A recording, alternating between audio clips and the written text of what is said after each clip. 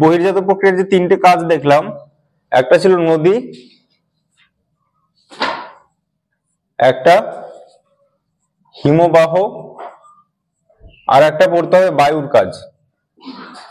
তার মধ্যে নদী আমরা অলরেডি পড়ে নিয়েছি, আজকে শুরু করব হিমবাহ। হিমবাহটা দেখো, যখন এটা হচ্ছে একটা পর্বত, ঠিক আছে, পর্বতে যে বরফগুলো যে জমে থাকে, ঠিক আছে, এই বরফগুলো কিন্তু নিচের দিকে নামতে থাকে, এক জায়গায় থাকে না, নিচের দিকে ক্রমাগত নিচের দিকে নামতে থাকে। এই যে এই বরফের যে মানে চলনশীলতা, যে বরফ যে চলছে, চলমান বরফের স্তূপকে বলা হয় হিমবাহ, ঠিক আছে, যেগুলো থেকে নদী সৃষ্টি হয়। যেমন আমাদের গঙ্গার উৎপত্তি স্থল কোথায়? গঙ্গোত্রী হিমবাহ থেকে, ঠিক আছে। তারপর তোমার ওই গঙ্গোত্রী বললাম, সিন্ধুর, জানো সিন্ধুর, সিনকাবাব থেকে। তারপর যদি ব্রহ্মপুত্র বলি চেমায়ুংদুং হিমবাহ থেকে। তাহলে দেখ, আমরা এর আগে পড়েছি হিমবাহ, কিন্তু সেরকম ভাবে কোনোদিন পড়িনি যে হিমবাহটা কি জিনিস। হ্যাঁ, আজকে সেটাই আমরা পড়বো, হিমবাহ। তো হিমবাহের দেখো, এখানে একটা রেখা আঁকলাম। আমরা যদি পাহাড় আঁকি, পাহাড়ে কিন্তু এরকম রেখা আঁকি না। পর্বত আঁকলে পরেই দেখবে এরকম একটা রেখা আঁকি। পর্বত আঁকলেই আমরা এরকম একটা রেখা দিই। আর পাহাড় আঁকলে কি করি? পাহাড়ে সুন্দর করে পাহাড় আঁকি আমরা, দেখবি ছবি যারা আঁকিস পাহাড়ে কিন্তু জাস্ট কালার করি। আর পর্বত আঁকলে একটু বরফ দিতে হয়। তো বরফ যে সীমারেখার উপরে সারা বছর বরফ থাকে, ঠিক আছে, এই সীমারেখাটাকে বলা, মানে এর নিচে আর মানে এই থাকবে না, মানে এর উপর থেকে বরফ থাকবে সারা বছর এই রেখাটার। তো এই রেখাটাকে বলা হচ্ছে হিমরেখা, ঠিক আছে, হিমরেখা। এবার হিমরেখা কিন্তু সব জায়গায় সমান থাকে না, ঠিক আছে। আমি তোমাকে বলছি দুটো ঘটনা, তাহলে তোমরা বুঝতে পারবে। দুটো ঘটনা দুটো বক্সের মধ্যে বলছি। এটা হচ্ছে নিরক্ষীয় অঞ্চল। নিরক্ষীয় অঞ্চল মানে যার আর এটা হচ্ছে তোর মোটামুটি কর্কটীয় অঞ্চল বললাম, ঠিক আছে, বা নাতিশীতোষ্ণ অঞ্চল বললাম, নাতিশীতোষ্ণ অঞ্চল বললাম। এখানকার গড় তাপমাত্রা দিলাম হচ্ছে 35 ডিগ্রি, 35 থেকে 40 ডিগ্রি দিলাম। আর এখানকার গড় তাপমাত্রা দিলাম 20 ডিগ্রি সেলসিয়াস, ঠিক আছে। এবার তোমরা ব্যাগের জন্য অসুবিধা হবে তোমাদের দেখতে, দেখা যাচ্ছে এবার? ঠিক আছে।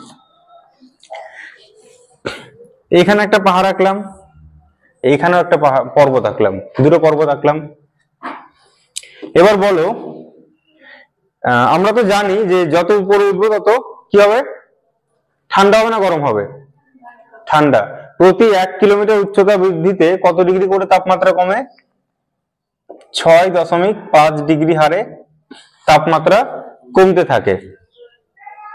এবার এখানে মনে করো আমরা 6 ধরলাম, ঠিক আছে, 6 ডিগ্রি করে তাপমাত্রা কমবে। এখানে মাটিতেই এটা একটা গাছ আঁকলাম, এটাও একটা গাছ আঁকলাম, ঠিক আছে, তার মানে এটা মাটি, বুঝতে পারছো? এবার মাটিতেই দেখা গেল 40 ডিগ্রি তাপমাত্রা আছে এখানে, আর এখানে মাটিতেই 20 ডিগ্রি তাপমাত্রা আছে। এবার আমি যদি এটাকে আমি 6 ধরলাম, তাহলে এখানে 1 কিলোমিটার উঁচুতে উঠলো, তাহলে কত হবে? 1 কিলোমিটার উঁচুতে উঠলে পরে 6 কমলো, 34 হলো। 1 কিলোমিটারে 34 ডিগ্রি তাপমাত্রা হলো। 2 কিলোমিটার উঠলো কত হবে? আরো 6 কমবে, তাহলে কত হলো? কত হবে বলো? 28। আরো 1 কিলোমিটার উঠলো, তাহলে আরো 6 মাইনাস কত হবে? 22 ডিগ্রি তাপমাত্রা। আরো 1 কিলোমিটার উঠলো, তাহলে কত হবে বলো? 16 ডিগ্রি তাপমাত্রা। আরো 1 কিলোমিটার, তাহলে কত হলো? 10 ডিগ্রি হলো। আরো 1 কিলোমিটার উঠলো, তাহলে কত হলো? 4 ডিগ্রি হলো। আরো 1 কিলোমিটার উঠলো, তখন 0 ক্রস করে গেল, 2 ডিগ্রি চলে গেল। ঠিক আছে, তাহলে দেখো নিরক্ষীয় অঞ্চলে হিমরেখাগুলো কি অনেক উঁচুতে অবস্থান করছে। ঠিক আছে, এবার নাতিশীতোষ্ণ অঞ্চলে আমরা দেখছি এখানে 20 ডিগ্রি আছে, 1 কিলোমিটার উচ্চতায় কত হলো 14, আরো 1 কিলোমিটার উঠলাম তাহলে কত হলো 8, আরো 1 কিলোমিটার উঠলাম তাহলে কত 2, আর 1 কিলোমিটার উঠলাম তাহলে মাইনাসে চলে গেল। ঠিক আছে, -4 চলে গেল, তার মানে এখানে বরফটা জমে গেল। এখানে দেখ 1 2 3 4 5 6 7 কিলোমিটার উঠতে হচ্ছে, আর এখানে 1 2 3 4 মাত্র 4 কিলোমিটারে। আমি এই ছবিটা কেন আঁকলাম, তোমাদের কোশ্চেন দেয় পরীক্ষায় যে কোন অঞ্চলে হিমরেখা উঁচুতে অবস্থান করে, কোন অঞ্চলে হিমরেখা। এবার আরেকটা আমি আঁকছি তাহলে তোমার আরো ক্লিয়ার হয়ে যাবে। আরেকটা আঁকলাম, এটা হচ্ছে তোমার সুমেরু বা আন্টার্কটিকা আঁকলাম। এটা আন্টার্কটিকা, এটা একটা পর্বত আছে, এটা আন্টার্কটিকা। আন্টার্কটিকায় কত ডিগ্রি থাকে জানিস, যেখানে পেঙ্গুইন দেখতে পাওয়া যায়, বলো? আন্টার্কটিকা বা সুমেরু। এই যে গ্লোবটা কই আমার, গ্লোব, এই যে গ্লোব এখানে আছে দেখো, পরীক্ষায় দেয়। তার মানে এটা মেরু অঞ্চল লিখলাম আমি এখানে। হ্যাঁ, এটা মেরু অঞ্চল, মেরু অঞ্চল। দেখো এটা মেরু একটা, দেখো বরফ, এদিকেও মেরু বরফ, তাহলে এখানে কত ডিগ্রি, মাটিতে কত ডিগ্রি থাকছে, মাটিতেই 0 ডিগ্রি থাকছে, মাটিতেই 0 ডিগ্রি। তাহলে হিমরেখাটা কোথায় অবস্থান করবে, হিমরেখাটা কোথায় থাকবে, একদম মাটিতেই থাকবে। ঠিক আছে, তাহলে তিনটে তোমরা জানতে পারবে। সবচেয়ে কোন অঞ্চলে হিমরেখা উঁচুতে অবস্থান করে, নিরক্ষীয় অঞ্চলে। কোন অঞ্চলে হিমরেখা একদম পর্বতের পাদদেশে অবস্থান করে, আন্টার্কটিকায়। ঠিক আছে, এই কনসেপ্ট গুলো থাকা দরকার। এবার যে হিমবাহটা যেটা আঁকলাম, হিমবাহ কিন্তু নিচের দিকে আস্তে আস্তে বয়ে যাচ্ছে। আমরা নদীর রকম কাজ দেখেছিলাম, নদীর দেখেছিলাম 3 রকম কাজ, ক্ষয় কাজ, বহন কাজ আর সঞ্চয় কাজ। এখানেও একই রকমই কাজ দেখতে পাবো। ঠিক আছে, আচ্ছা আমি করি, দাঁড়া ফোন আস, ওকে দিয়ে দিলাম। আবার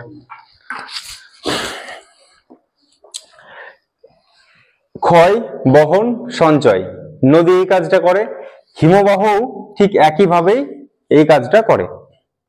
এবার কি করে, এটা হচ্ছে পর্বত। দাঁড়াও, ও আচ্ছা তোমরা তো ছবি,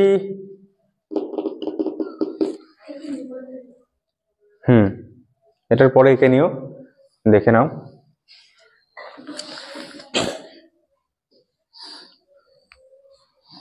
এটা পর্বত, আর এটা কি, এটা হচ্ছে বরফ কিন্তু। হ্যাঁ, এটা পুরো বরফ,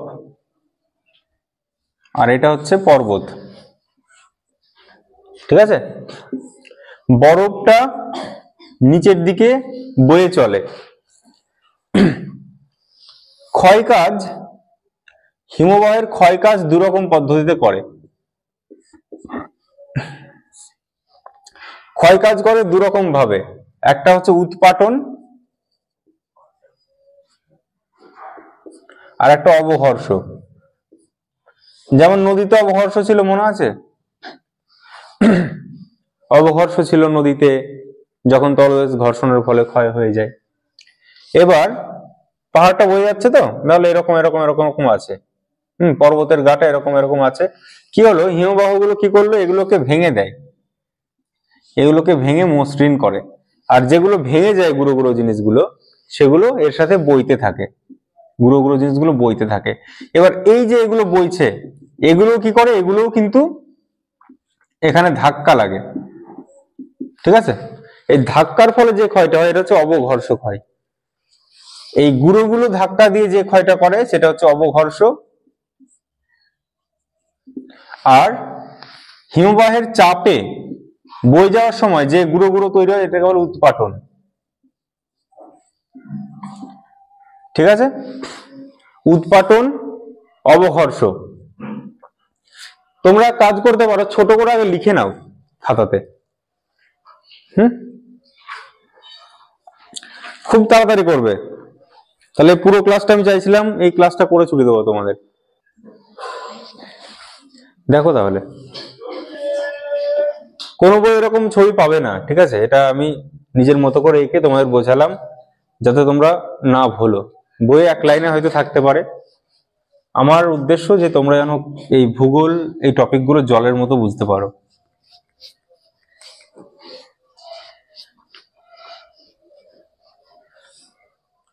যাতে অর্পিতা পরের বার ভূগোলে লেটার মার্কস নিয়ে আমার কাছে এসে বলতে পারে, দাদা मैंने कर दिखाया।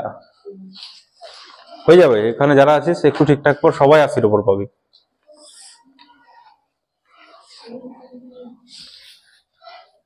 দেখো তো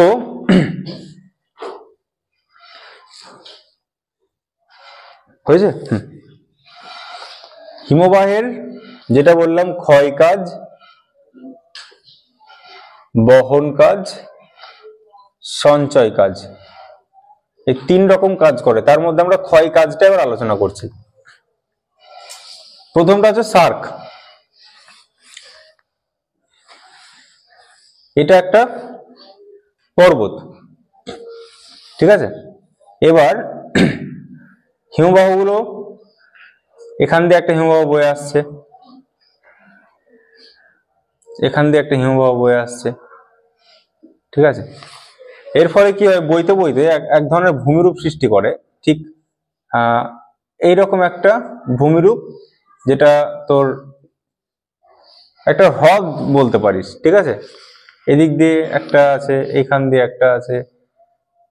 তোর ছবিটা এরকম আঁকলে সুবিধা হবে। এরকম থাকলো তো, এইদিকে একটা হ্রদ থাকলো, এইখানে একটা হ্রদ থাকলো, হাতলযুক্ত চেয়ারের মতো দেখতে যে ভূমিরূপ, ঠিক আছে? এগুলোকে বলে কড়ি বা সার্ক। এখানে জল জমে হ্রদের সৃষ্টি হয়, ঠিক আছে? আমি তোমাদের এইরকম একটা ছবি তোমরা একটা খাতাতে এঁকে নেবে, জাস্ট বোঝার জন্য, পরে তো বই থেকে পড়বেই। তাহলে এটা হচ্ছে হ্রদ,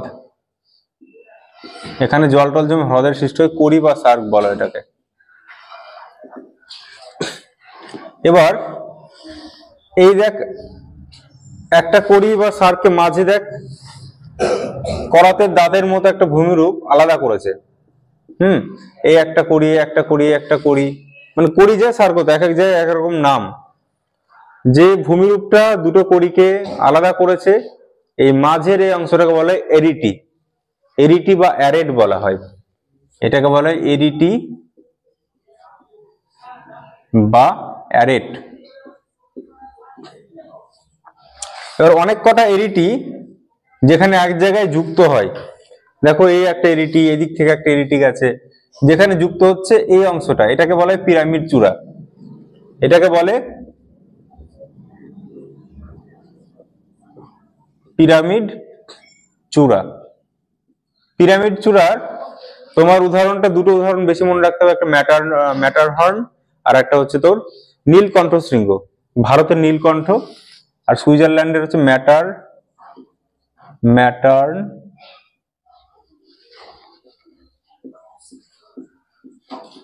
ম্যাটারহর্ন, আর ভারতের বললে নীলকণ্ঠ শৃঙ্গ।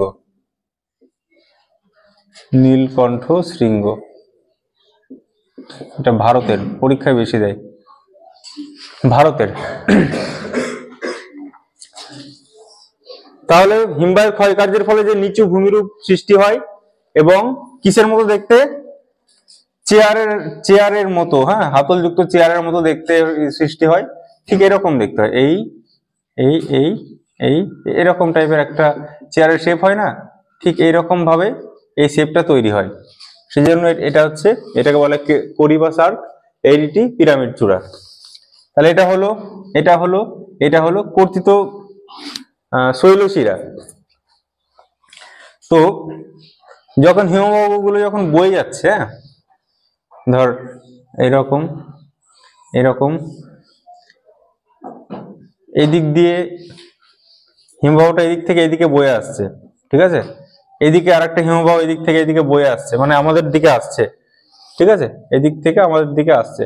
তো এই যে ভূমিরূপটা, ঠিক আছে, এই দিক থেকে কাটছে, এই দিক থেকে কাটছে, এই যে ভূমিরূপ গুলোকে বলে কর্তিত স্পার বলা হয়, কর্তিত স্পার।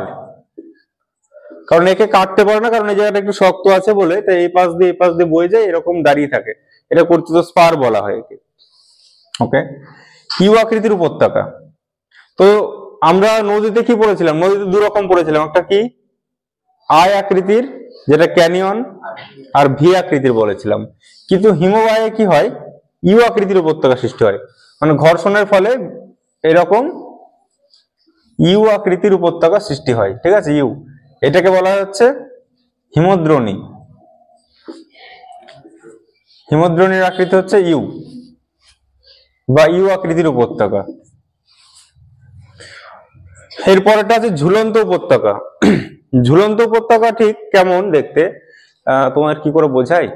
হ্যাঁ, মনে কর যে আমাদের খড়খড়ি নদী, খড়খড়ি নদীতে প্রচুর ড্রেন আসছে, ড্রেন এসে পড়ছে কি? তো অবশ্যই পড়ছে। এটা একটা খড়খড়ি নদী, যে নদীতে অনুপদা শুধু ঘুরে বেড়ায়, সাপ পোকামাকড়। এখন যদি যাস তোরা আমার সাথে নৌকায়, দেখবি সাপগুলো সব রোদ পোয়াচ্ছে। একটা খেজুর গাছ আছে ওখানে, ওর উপর বসে, এত বড় একটা, ওটা ওখানেই ওর জায়গায় ওই সাপটার।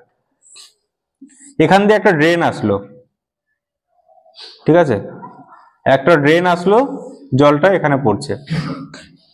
এদিক থেকে একটা ড্রেন এসছে,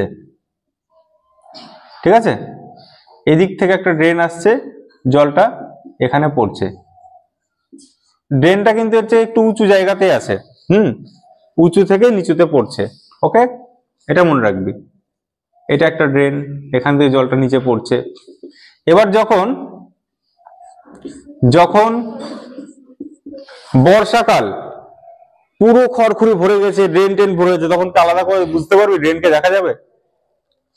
খড়খড়ি ভরে জল আরো উঁচুতে উঠে গেছে, তখন কিন্তু ড্রেন ট্রেন এই লেভেলে সব সমান হয়ে যাবে, কিছুই দেখতে পাবো না আমরা, সব সমান।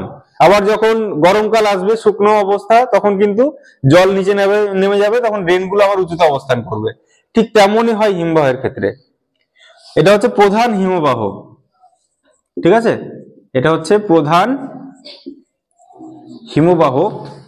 প্রধান হিমবাহে যখন ছোট ছোট হিমবাহ গুলো এসে পড়ে বা মেশে, এবার যখন শীতকাল, খুব শীত, শীতের দিকে ধর পুরো এটাও বরফ জমে আছে, এটাও বরফ জমে আছে, এটাও বরফ জমে আছে, আলাদা করে বোঝার কোনো উপায় নেই, ঠিক আছে, কোনো উপায় থাকে না বোঝার, কারণ চারদিকে বরফ ঢাকা থাকে। কিন্তু যখন তোমার গরমকাল, তখন এই হিমবাহেতে একটু বরফ দেখতে পাওয়া যায়, কিন্তু এইগুলো সব গলে জল হয়ে যায়।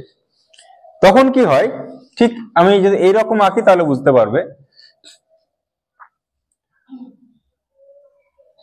এরকম এরকম ছিল হিমবাহটা, এই দিক থেকে আসছে, এদিক থেকে একটা হিমবাহ এসে এরকম পড়ছিল এটাতে, ঠিক আছে, এদিক থেকে একটা হিমবাহতে এসে এখানে পড়ছিল।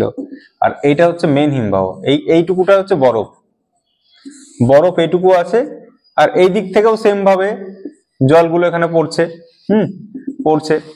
তো যখন মানে হিমবাহের বরফ যখন গলে যায়, তখন মনে হয় কি এই উপত্যকাতে এগুলো ঝুলে আছে, ঠিক আছে, এর পাশে ঝুলন্ত অবস্থায় আছে, এই উপত্যকাকে বলা হয় ঝুলন্ত উপত্যকা, ঠিক আছে। এবার ঝুলন্ত উপত্যকা কি সৃষ্টি হয়, এই যে এখানে বরফগুলো ছিল, এখানে কিন্তু আর বরফ থাকে না, জল থাকে, জলগুলো নিচের দিকে পড়ে। তো পরীক্ষায় দেয় ঝুলন্ত উপত্যকায় কি সৃষ্টি হয়, জলপ্রপাত সৃষ্টি হয়, ঠিক আছে। তাহলে ঝুলন্ত উপত্যকাটা আমি নিচে ছোট করে এখানে এঁকে দিচ্ছি, তাহলে বুঝতে পারবে। তাহলে হিমবাহগুলো যখন, প্রধান হিমবাহে যখন ছোট ছোট উপহিমবাহ গুলো যুক্ত হয়, যেমন উপনদী যুক্ত হয়, তেমন উপহিমবাহ যুক্ত হয়। তাহলে আমরা এরকম এরকম আঁকলাম, একটা দুটো একটা দুটো, এরকম এরকম এঁকে দিলাম, এদিক থেকে দিলাম একটা, এদিক থেকে দিলাম একটা, ঠিক আছে। এটা হচ্ছে ঝুলন্ত উপত্যকা।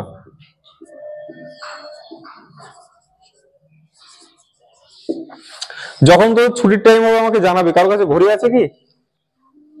ঠিক আছে, আমাকে মনে করিয়ে দিবি, হ্যাঁ, কারণ পড়াতে গেলে আমি টাইম টেবিল সব ভুলে যাই। একদিন ভেবেছিলাম 12টায় ছুটি দেবো এই কোচিং এ, চাকরির যারা পড়ে, 12:45 বেজে গেছে পড়াতে পড়াতে। এরকম হারিয়ে যাওয়া বলতে পারিস, হ্যাঁ, পড়াতে ভালো লাগে। ঝুলন্ত উপত্যকা হলো রসে মতানে। রসে মতানে ঠিক কি, এরকম একটা ঢিবি আছে, এরকম একটা ঢিবি আছে, এদিক থেকে হিমবাহটা বয়ে আসছে, বয়ে আসছে। হিমবাহের ঘর্ষণের ফলে কি হচ্ছে, এই দিকটা প্লেন হয়ে যাচ্ছে, এদিকটা প্লেন, কিন্তু এই দিকটা খসখসে থাকছে। এই যে আকৃতির ভূমিরূপ, এটাকে বলা হয় রসে মতানে।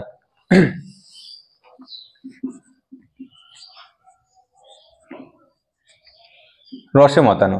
তো এইদিকে দেখো অবঘর্ষ প্রক্রিয়ায় প্লেন হচ্ছে, আর এইদিকে উৎপাটন প্রক্রিয়ায় ভেঙে ভেঙে যাচ্ছে আরো, ঠিক আছে। উৎপাটনটা কি বললাম, যখন হিমবাহের আঘাতে খুলে খুলে যাবে সেটা উৎপাটন, আর যখন গুঁড়ো গুঁড়ো যে পাথরগুলো সেগুলো ক্ষয় করবে সেটা হচ্ছে অবঘর্ষ। এই পোর্শনটা হচ্ছে উৎপাটন প্রক্রিয়া ঘটে, উৎপাটন প্রক্রিয়ায়। তাহলে একদিকটা অমসৃণ আর একদিকটা মসৃণ থাকলে সেটা বলে রসে মতানে। নেক্সট কি আছে, ক্র্যাগ অ্যান্ড টেল। এবার তোর কোন মোটা বন্ধুর নাম বলতো, যে এইরকম মোটা কাটা। আচ্ছা, কোন বান্ধবীর নাম বলিস না, সেই যেমন পরে এই ভিডিওটা দেখলে বলো আমাকে নিয়ে এরকম হাসাহাসি, এরকম না, জাস্ট উদাহরণের জন্য সে নাম। যাই হোক, আমার একটা মোটা বন্ধু আছে, এত এরকম মোটা, ঠিক আছে। আর এটা তো এমন কিছু খারাপ বলছি না, সে ঠিক আছে, জাস্ট বোঝানোর জন্য, হ্যাঁ। এরকম আমার একটা, আমি দাঁড়িয়ে আছি পেছনে, আমার বন্ধু আমার সামনে এসে দাঁড়ালো, বললো অনুপকে মারতে গেলে আমাকে ধাক্কা দিয়ে ফেলতে হবে, ঠিক আছে। ধাক্কা মারলো ওকে, যে ধাক্কা মারলো ওই পড়ে গেল, আমার কিছুই হলো না, ঠিক আছে। বা বডিগার্ড ভাবতে পারিস, নরেন্দ্র মোদীকে আঘাত করতে গেলে কাকে মারতে হবে, বডিগার্ডকে মারতে হবে, ঠিক আছে। তো সেম জিনিস এখানে হয়, যেমন এখানে একটা কঠিন শিলা আর এদিকে আছে নরম শিলা। এবার এদিক থেকে যখন হিমবাহ এসে ধাক্কা লাগছে, তখন কি নরম শিলাকে বাঁচিয়ে দিচ্ছে, হ্যাঁ। এই দিকটা হয়তো অল্প ক্ষয় হচ্ছে, আর এদিকটা মানে আঘাত থেকে বেঁচে যাচ্ছে। তো এইভাবে হতে হতে একটা, এই দিকের যে নরম শিলাটা থাকে, ঠিক আছে, নরম শিলা, আর এটা হচ্ছে কঠিন শিলা। এই নরম শিলার পেছনে লেজের মতো অবস্থান করে, লেজকে ইংলিশে কি বলি, টেল বলি। তাহলে এটা হচ্ছে টেল বা লেজ, টেল, আর এটা হচ্ছে ক্র্যাগ। তাহলে ক্র্যাগ অ্যান্ড টেল বলা এই ভূমিরূপটাকে, ঠিক আছে। এর পাশে যে লেজের মতো অবস্থান করে সেটা টেল, ক্র্যাগ অ্যান্ড টেল বলা হয়। কেন হয় ক্র্যাগ অ্যান্ড টেল, শক্ত শিলার পাশে নরম শিলা থাকে বলে। এগুলো পুরো পড়লেই মুখস্থ হয়ে যাবে, তোমাদের পড়াও দেবো আমি, জাস্ট বুঝে নাও। ফিয়র্ড কি জিনিস দেখো, ফিয়র্ড। এবার এটা একটা, এখান দিয়ে হিমবাহ বয়ে যায়, ঠিক আছে। আর হিমবাহ ক্ষয় করতে করতে এর গভীরতাটা অনেক নিচে চলে গেছে। এবার নিচে যাওয়ার জন্য কি হয়, ঠিক এইখানে, এইটা হচ্ছে সমুদ্রের লেভেল, সমুদ্র জলের, ঠিক আছে। এটা হচ্ছে সমুদ্র জলের লেভেল। এই দূরে ধর মনে কর সমুদ্র আছে এই লেভেলে, এখানে সমুদ্রের জল, এখানে সমুদ্রের জলের লেভেল, এটা এই লেভেলটা। কিন্তু সারা বছর বরফ থাকার জন্য, এই এলাকাগুলো বরফ থাকার জন্য সমুদ্রের জল কিন্তু প্রবেশ করতে পারে না, ঠিক আছে। সমুদ্রের জল আসতে পারে না। যখন বরফগুলো গলে যায় তখন কি করে, যেহেতু নিচু জায়গা, সমুদ্রের জলগুলো তখন এসে এখানে প্রবেশ করতে পারে, ঠিক আছে। এই যে ভূমিরূপগুলো, এটাকে বলে ফিয়র্ড।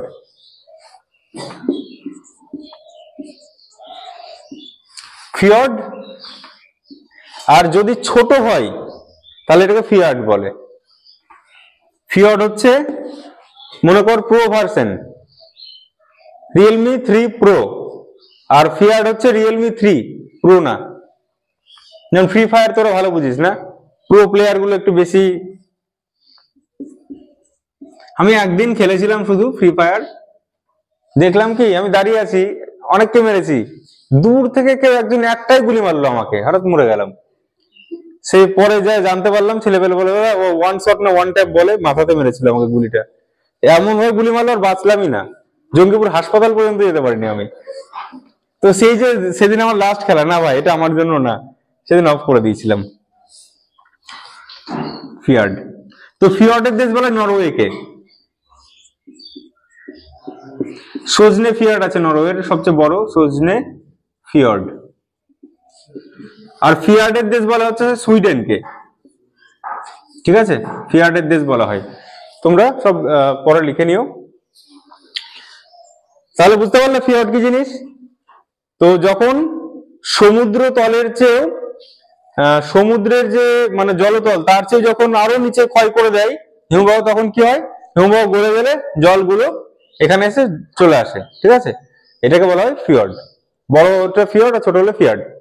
তাহলে আমার হিমবাহের ক্ষয়কার্যের ফলে কটা ভূমিরূপ দেখলাম, কড়ি মানে যে নিচু ভূমি হয় এখানে হ্রদ তৈরি হয় কড়ি, অ্যারেট মানে কড়িগুলোকে যে আলাদা করে যে শৈলশিরা সেটাকে বলা হয় অ্যারেট, এটা করাতে দাঁতের মতো দেখতে হয়। আর পিরামিড চূড়া বললাম কি, সব অনেক কটা এরিটি যেখানে এক জায়গায় যুক্ত হয় সেটাকে বলে পিরামিড চূড়া। ভারতের বললে নীলকণ্ঠ শৃঙ্গ, আর ম্যাটারহর্ন হচ্ছে আলপসের ম্যাটারহর্ন। আর কর্তিত শৈলশিরা বললাম কি, যখন এই যে অনেক করে হিমবাহ একসাথে বইবে শক্ত এক কোনাগুলো ক্ষয় করে, এইটা হচ্ছে কর্তিত স্পার বলা হয় এগুলোকে। ইউ আকৃতির উপত্যকা, হিমদন ইউ আকৃতির বললাম, ঝুলন্ত উপত্যকা এই যে বললাম। ঠিক আছে, এখানে কি সৃষ্টি হয় বললাম, ঝুলন্ত উপত্যকাতে জলপ্রপাত সৃষ্টি হয়। ওকে, ক্র্যাকডেল ফিয়র্ড। এরপরে দেখো সঞ্চয় কাজ আমরা আসলাম, এগুলো ক্ষয় কাজের। এবার সঞ্চয় কাজের ফলে কি সৃষ্টি হয়, সঞ্চয় কাজের ফলে দেখো, আচ্ছা আর একটা দুটো জিনিস আমি বলিনি, দুটো জিনিস বলে দিই আগে, সঞ্চয় কাজটা বলে দিই আগে তারপর বলছি।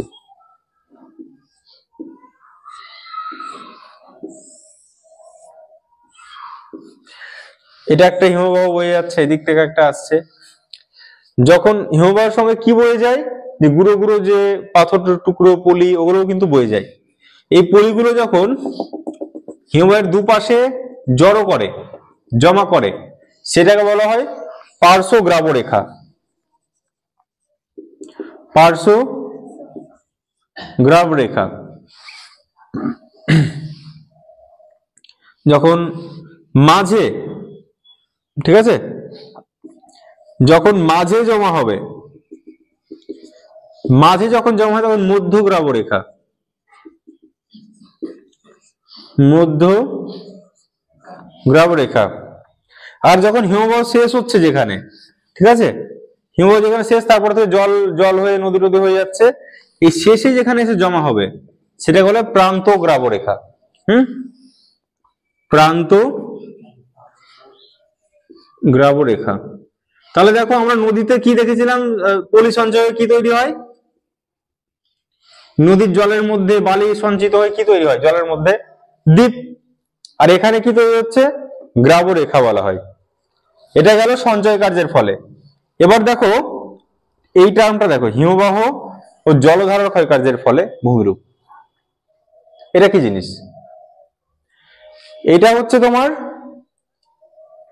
হিমবাহটা যখন গলে জল হয়, কোন রেখার নিচ থেকে জল হয় বললাম, কোন রেখাটার নিচ থেকে হিমবাহ গলতে শুরু করে জল হয়, এক হিমরেখা। হিমরেখার নিচ থেকে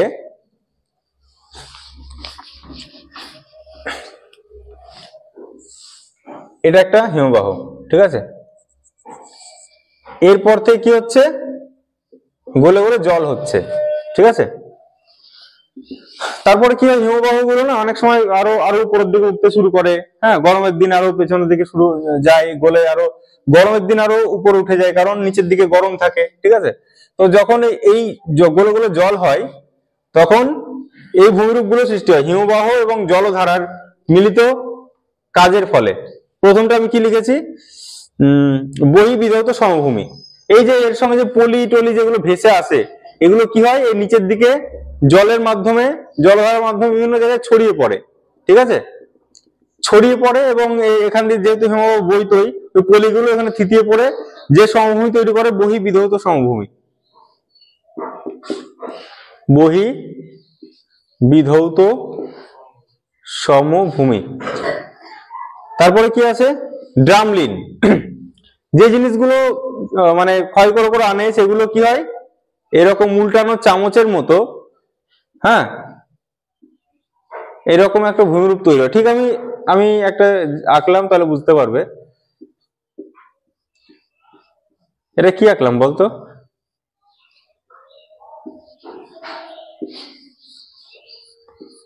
একটা লোক নিয়ে যাচ্ছে মাথায়, এটা কি নিয়ে যায় মাথায়? মাথাটা এমন আঁকলাম না, এটা ঝুড়ি নিয়ে যাচ্ছে। ঝুড়িতে করে কি নিয়ে যাচ্ছে? ডিম।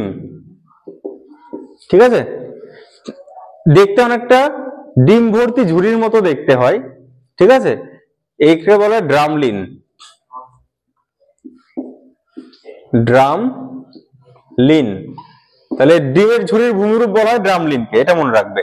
দেখো এই ছবিটা কেন আঁকলাম, তোমাদের কিন্তু চোখ বন্ধ করলে আচ্ছা অনুপদা একটা ঝুড়ি এঁকেছিল ডিম, ঠিক আছে, সেটা হচ্ছে ড দিয়ে ডিম, ড দিয়ে কি হবে? ড্রামলিন। এটাকে শুধু ডিমের ঝুড়িও বলে না, দেখতে অনেকটা উল্টানো নৌকার মতো লাগছে না, এরকম নৌকা যখন উল্টে রাখে, উল্টানো নৌকার মতো ভূমিরূপ বলে, বা উল্টানো চামচের মতো ভূমিরূপ বলে। ঠিক আছে, তিন রকমই বলা হয় ড্রামলিন। তারপরে কেম। কেম হচ্ছে যখন হিমবাহগুলো যখন গলে গিয়ে যখন নদীর মতো জলধারা সৃষ্টি হয়, তার এই পাশ দিয়ে না এরকম ধাপে ধাপে একটা ভূমিরূপ দেখতে পাওয়া যায়। ঠিক আছে, এরকম ধাপে ধাপে একটা ত্রিকোণাকার ভূমিরূপ দেখতে পাওয়া যায়, এটা হচ্ছে কেম বলা হয়। ঠিক আছে, এটা বইয়ে ছবি ভালো পেয়ে যাবে। এই জলধারার দুপাশে এরকম ত্রিকোণাকার এরকম দেখতে পাওয়া যায় ধাপে ধাপে, সেটা হচ্ছে কেম বলা হয়। এসকার। এসকার হচ্ছে এই পলিগুলো যে জমে জমে যখন আঁকা বাঁকা একটা ভূমিরূপ তৈরি করে, ঠিক আছে, এই পলিগুলো জমে জমে যখন এরকম এরকম এরকম এরকম আঁকা বাঁকা একটা ভূমিরূপ তৈরি করবে, সব পলি জমে জমে জমে জমে, এটাকে বলে এসকার বলা হয়। ঠিক আছে, এটাকে বলা হয় এরকম এরকম থাকবে ভূমিরূপটা দেখতে আঁকা বাঁকা, এটাকে বলে এসকার। এসকার। তারপর কি আছে? কেটল।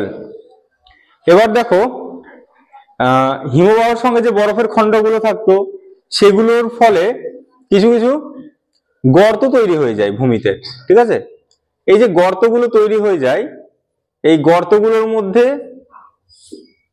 এই গর্ত হচ্ছে এই হ্রদ তৈরি হয়, এগুলোকে বলে কেটল। তাহলে দেখো এই কেটলটাও হ্রদ, আর এখানে করিবাসার কেটাও কিন্তু হ্রদ।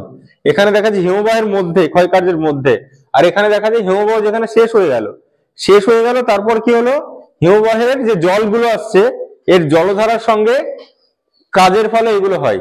পরীক্ষায় দেয় যে এর মধ্যে কোনটি হিমবাহের জলধারার কার্যে সৃষ্ট, তখন কেটল, এসকার, ড্রামলিন, বহির্বিধৌত সমভূমি এগুলো অপশন থাকবে। ঠিক আছে, এটা বললাম। এবার আরেকটা জিনিস দেখে রাখো, নিউটাক্স কি জিনিস? নিউটাক্স হচ্ছে যখন হচ্ছে ওই কোন অঞ্চলে পুরোপুরি বরফ থাকে একদম গোড়া থেকেই? আন্টার্কটিকা বা মেরু অঞ্চলে। তো মেরু অঞ্চলে কি হয়, গোড়া থেকেই বরফগুলো থাকে। তো এদের যে একটা টানে, সেই টানেই হোক বা যে কারণে হোক, এই ওপরের বরফের মানে চূড়ার ওপরের অংশটা না বরফ মুক্ত থাকে। ঠিক আছে, হয়তো এতটা বরফের চাপ ওটাকে টেনে নেয়, এটাও হতে পারে। ঠিক আছে, কারণটা একবার দেখতে হবে ভালো করে। তো বরফ মুক্ত পরীক্ষায় দেয় বরফ মুক্ত শৃঙ্গ। বরফ মুক্ত শৃঙ্গকে বলে নুনা। তোরা এভাবে মনে রাখতে পারিস, তুই বরফের উপর তুই নুন দিয়ে দিলি, গলে জল হয়ে গেল। হ্যাঁ, এই বরফের মানে পাহাড়ের মাথায় দিয়েছিলি নুন, না পাহাড়ের টাকের উপর নুন দিয়েছিলি, মানে এটা হচ্ছে টাক, তো নুন দেওয়াতে টাকটা পড়ে গেল পাহাড়ের, তো এটা হচ্ছে নুনা টাক্স বলা হয়। নুনা টাক্স। আচ্ছা, এরপরে আর একটা জিনিস টার্ম মনে রাখতে হবে, যখন একটা হ্রদ তৈরি হয় সিঁড়ির মতো ধাপে ধাপে যে হ্রদটা তৈরি হয় সেটাকে বলা হয় প্যাটার্ন স্টার হ্রদ। ঠিক আছে, এরকম একটা হ্রদ তৈরি হয় সিঁড়ির মতো ধাপে ধাপে, এটাকে বলা হয়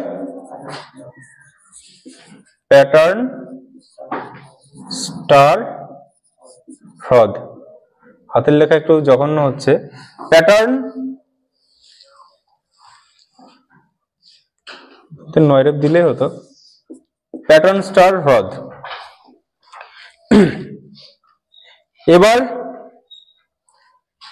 এইখানে কয়েকটা জিনিস আমি এঁকে দিই এইখানে, ঠিক আছে? দেখো, এটা হচ্ছে পর্বত, ঠিক আছে? এটা হচ্ছে বরফ। এইখানে একটা ফাটল আছে, এইখানে জাস্ট উপর দিয়ে বরফটা জমে আছে, কেউ দেখতে পাচ্ছে না। কেউ দেখতে পাচ্ছিস? না, আমি লেখা দেখতে পাচ্ছিস কিনা সেটা বলছি আমি। তো এখান দিয়ে রাজেশ হেঁটে যাচ্ছে, ও পর্বত আরোহণ করে, পর্বত আরোহী। যেতে যেতে যে এখানে এসে পা দিয়েছে, হঠাৎ করে চলে গেল বরফের মধ্যে, ওর মৃত্যু হয়ে গেল। এরকম করে প্রতি বছর প্রচুর পর্বতারোহী, এর আগে ছন্দা গায়েন দেখবি খবরে এসেছিল, উনি মারা গেছিলেন এরকম বার্গসুন্ডে পড়ে। আর একটা দেখতে পাওয়া যায় এরকম,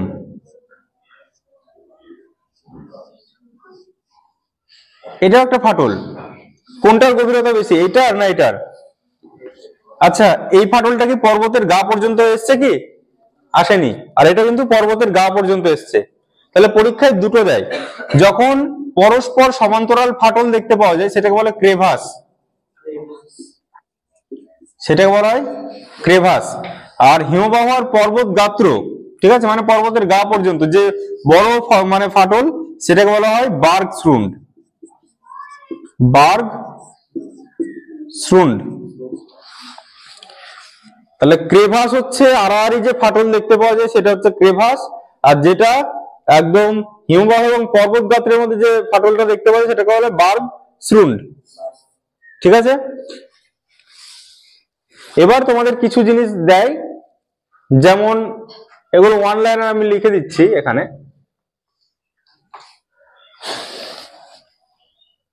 বৃহত্তম মহাদেশীয় হিমবাহ,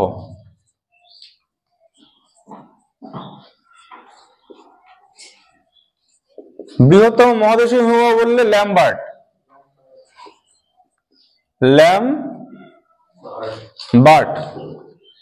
বৃহত্তম, এসব বৃহত্তম কিন্তু, হ্যাঁ,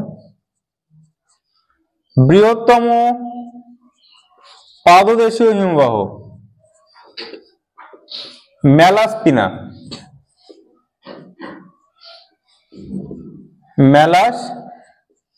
ম্যালাস্পিনা, এটা আলাস্কায় আছে।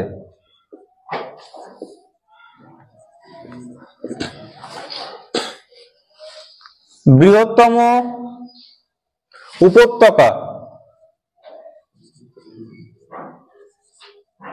উপত্যকা বা পার্বত্য হিমবাহ, উপত্যকা বা পার্বত্য হিমবাহের নাম হচ্ছে পার্বত্য তো হুবার্ড।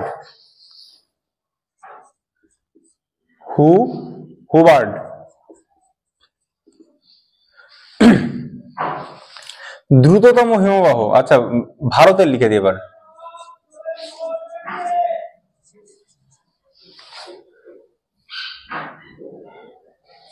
ভারতের দীর্ঘতম হিমবাহ হচ্ছে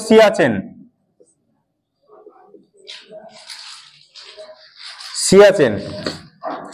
আর পৃথিবীর দ্রুততম হিমবাহ, ঠিক আছে, পৃথিবীর দ্রুততম হিমবাহ হচ্ছে, লিখো, জ্যাকোস ভ্যান।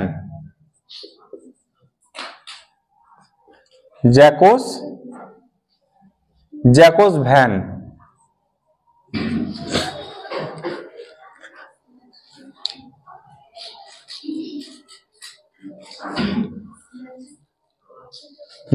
ভ্যান।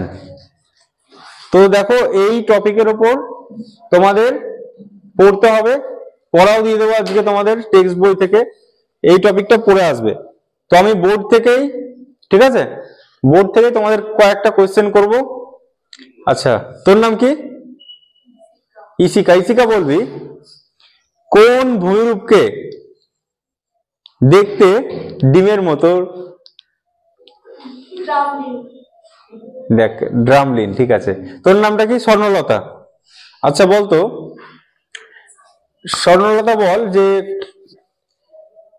ক্র্যাগন টেল, ক্র্যাগন টেলটা হিমবাহের কোন কার্যের ফলে তৈরি হয়?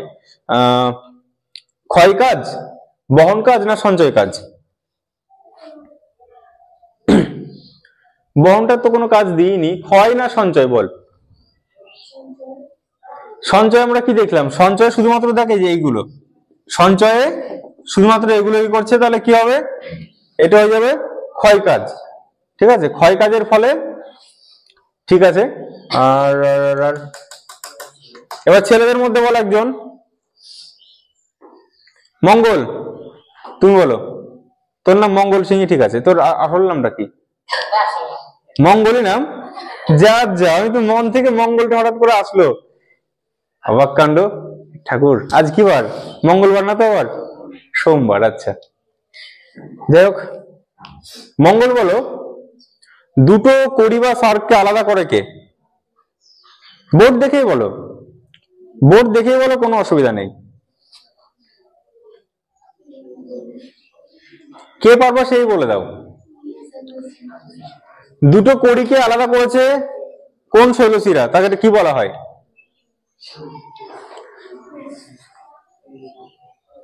দুটো সার্ক বা কড়িকে আলাদা করে এরিটি। Very good, arête. কড়ি দেখতে কেমন? কিসের মতো কড়ি দেখতে? কিসের মতো?